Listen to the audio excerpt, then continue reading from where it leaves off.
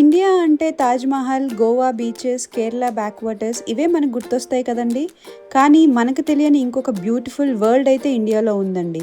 అదే మన north east India. మన జర్నీ వచ్చేసి ఇండియాస్ మోస్ట్ బ్యూటిఫుల్ హిమాలయన్ డెస్టినేషన్స్‌లో ఒకటైన Gangtok and Darjeeling. Hello to everyone, welcome back to my channel. So I am back with one more beautiful vlog అండి. So మా travel package వచ్చేసి 4 nights and 5 days అనమాట. మేము travel Triangle use చేసి మా ప్యాకేజ్ని అయితే book చేసుకున్నాం. సో మాకు ట్రిప్ అంతా అయితే చాలా స్మూత్గా అయితే జరిగింది. సో డే 1లో మా జర్నీ వచ్చేసి హైదరాబాద్ నుంచి బాగ్డోగ్రా ఎయిర్పోర్ట్కి అయితే వచ్చేసాం. ఎర్లీ మార్నింగ్ ఫ్లైట్ బుక్ చేసుకుంటే చాలా బెటర్. అండ్ ఆల్సో మేము మా జర్నీ వచ్చేసి నవంబర్ ఎండింగ్లో చేసాం కాబట్టి సో మాకు పర్ హెడ్ 11,000 అయితే పడింది to and fro. And also మనం కావాలంటే బై ట్రైన్ ఆల్సో రావచ్చు అనమాట ఇక్కడికి. సో ఇక్కడ దిగగానే మనకి క్యాబ్ ఫెసిలిటీ అయితే ప్రొవైడ్ చేస్తారు వాళ్ళే, ట్రావెల్స్ వాళ్ళు. సో క్యాబ్ పికప్ చేసుకొని అక్కడ నుంచి అరౌండ్ 5 అవర్స్ జర్నీ అయితే ఉంటుంది. సో లాంగ్ జర్నీ తర్వాత మనమైతే గ్యాంగ్టక్ రీచ్ అవుతాం. హిమాలయాస్ ఒడిలో ఉన్న సిక్కిం ఒక చిన్న స్టేటే అయినా నేచర్ బ్యూటీలో మాత్రం చాలా rich. Snow covered mountains, crystal clear lakes, waterfalls, peaceful monasteries and breathtaking valleys. ప్రతి కార్నర్ ఒక మాస్టర్ పీస్లా అయితే ఉంటుంది. సో మన బేస్ సిటీ వచ్చేసి గ్యాంగ్టక్. సో ఇప్పుడు మనం గ్యాంగ్టక్ అయితే వెళ్ళబోతున్నాం. సో అందరికీ తెలిసినట్టే ఇది Sikkim capital. One of the cleanest and most beautiful hill station అనమాట. Colourful streets, pleasant climate, mountain views and peaceful atmosphere. First లుక్లోనే మీకు ఈ సిటీ తెగ నచ్చేస్తుంది. నాకైతే చాలా బాగా నచ్చింది. ఎయిర్పోర్ట్ నుంచి స్టార్టింగ్ రోడ్ ప్లెయిన్గా ఉన్న ఆ తర్వాత మాత్రం కొంచెం ఘాట్ రోడ్ అయితే ఉంటుంది.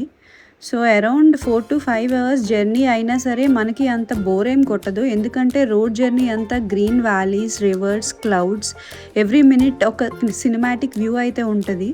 సో అలా మనం ఎంజాయ్ చేస్తూ ఉంటాం జర్నీని మాత్రం. ఈ ట్రావెల్ ప్యాకేజ్లో మాకైతే నాన్ ఏసీ క్యాబే ప్రొవైడ్ చేశారు. అండ్ ఆల్సో ఆ రోజు ప్లాన్ వచ్చేసి ఎయిర్పోర్ట్ నుంచి పికప్ చేసుకొని గ్యాంగ్టక్లో అయితే డ్రాప్ చేయడం. సో ఈ జర్నీయే ఓవరాల్గా 4 to 5 అవర్స్ ఉంటుంది కాబట్టి సో దారిలోనే మేము లంచ్ చేసేసి ఇంకా హోటల్కి అయితే రీచ్ అయ్యాం. హోటల్ రీచ్ అయ్యేసరికి ఆల్మోస్ట్ లైక్ 3 అలా అయిపోయింది ఆ రోజు.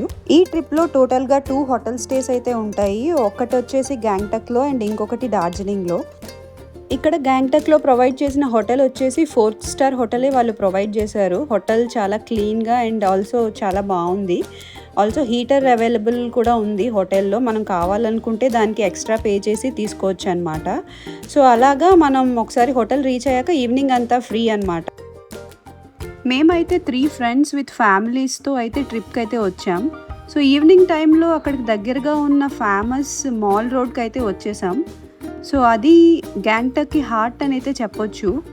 సో స్ట్రీట్ లైట్స్ మధ్యలో చాలా బ్యూటిఫుల్గా అయితే కనిపిస్తుంది. రోడ్స్ అంతా colourful shops, cafes, local handicrafts, traditional dresses, Sikkim special ప్రొడక్ట్స్తో ఫుల్ బిజీగా అయితే ఉంటుంది. అలా మా డే 1 అయితే కంప్లీట్ చేసి అండ్ నెక్స్ట్ డే ఫుల్ ఎనర్జీతో అయితే స్టార్ట్ అయిపోయాం. ఫస్ట్ స్టాప్ వచ్చేసి నాతులా పాస్.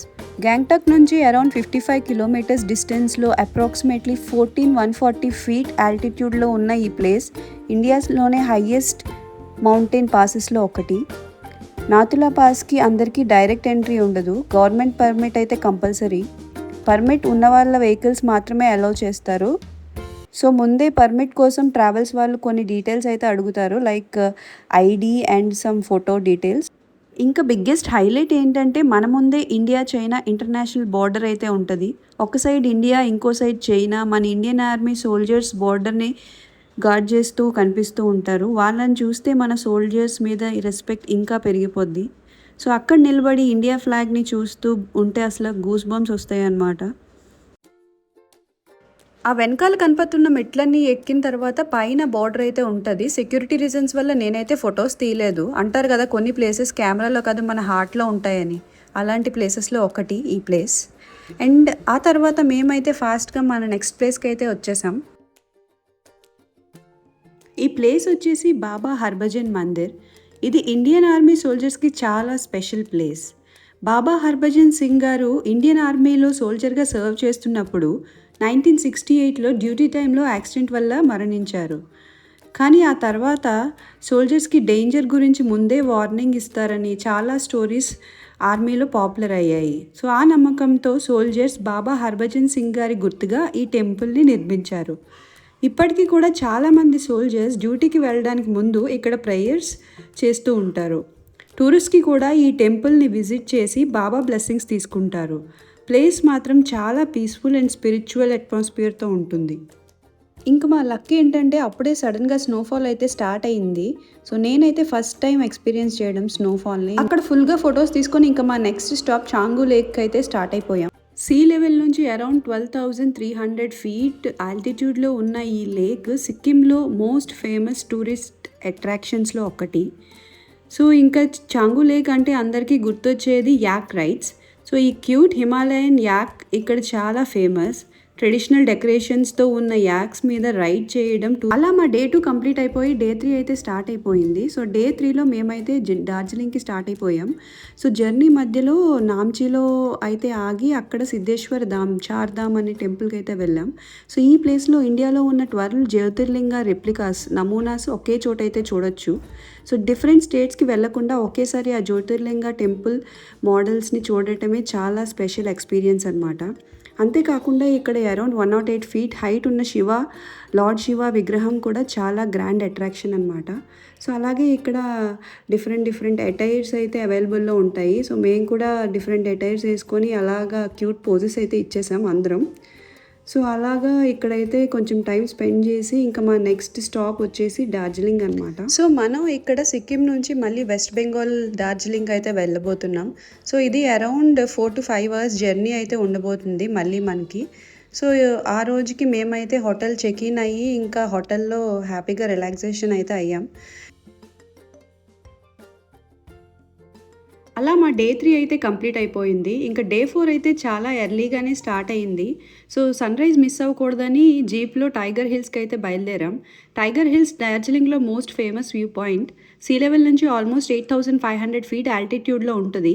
ఇక్కడ నుంచి క్లియర్గా వెదర్ ఉంటే కాంచన్జంగా పీక్ మీద ఫస్ట్ సన్ రైజ్ పడటం చూడొచ్చు. ఇంకా లక్కీ అయితే ఎవరెస్ట్ కూడా డిస్టెన్స్ నుంచి కనిపిస్తుంది. సో మాకైతే ఆ రోజు ఓన్లీ కాంచన్జంగానే కనిపించింది.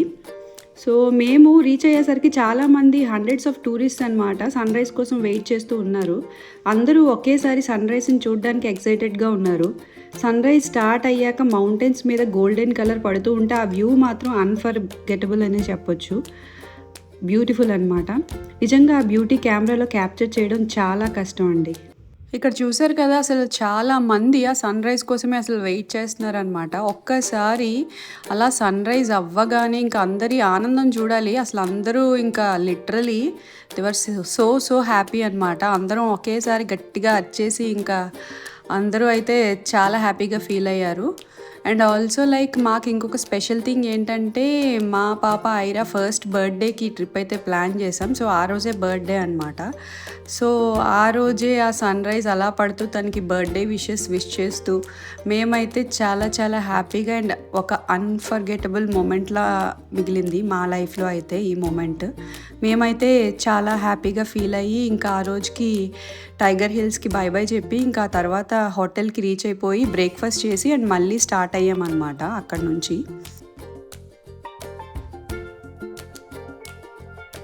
తర్వాత ఇంకా మా నెక్స్ట్ స్టాప్ డార్జిలింగ్ టీ ప్లాంటేషన్స్కి అయితే వెళ్ళాము.